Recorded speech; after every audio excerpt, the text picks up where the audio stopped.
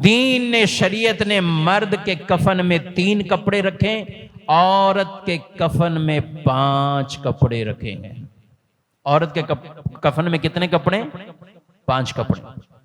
5 کپڑے ہیں عورت کو جب کفن دیا جائے، 5 کپڑے، تاکہ میت بھی جائے اس کا بھی اس طریقے سے وہ پوری ڈھکی چھپی اور یوں ہو۔ یہ بات سمجھنی چاہیے۔ میت، اس عورت کی میت کے ساتھ بھی دین نے یہ کہا ہے کہ ان کو کفن دو۔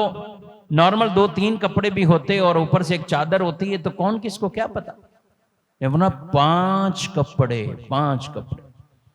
لیکن ہوا نا یہ سلسلہ، کم ہوتا ہوتا ہوتا ہوتا کہا تھا حجاب سے نہیں ہٹاؤ، لیکن جب ایسے لوگ آئے حجاب سے ختم ہوتے ہوتے اب لباس بھی ایسا ہو چکا، وہ بھی آدھا سے آدھا، آدھا سے آدھا۔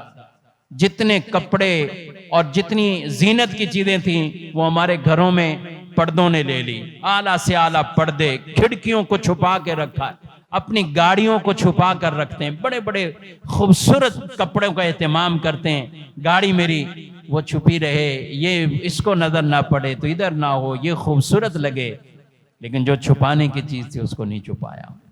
رسول اللہ صلی اللہ علیہ وسلم کی حدیث ہے، نساء کاسیات عاریات، ایک زمانہ آئے گا عورتیں کپڑے پہن کر بھی برہنہ ہوں گی۔ یہ تو کب فرما دی؟ اس زمانے میں تصور نہیں تھا یہ اس چیز کا۔ اس زمانے میں کون تصور کرے کہ ایسا کپڑا لباس کہ عورتیں کپڑا پہن کر برہنہ؟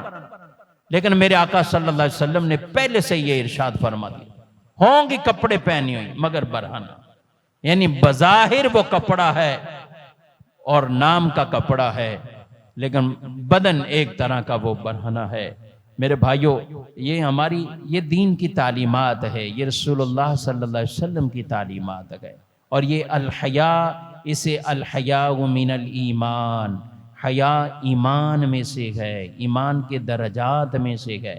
مرد اپنے اعتبار سے، خواتین اپنے اعتبار سے وہ ان پر عمل کریں گی۔ مردوں کے لیے بھی یہی ہے، اپنی نگاہوں کو جھکانا،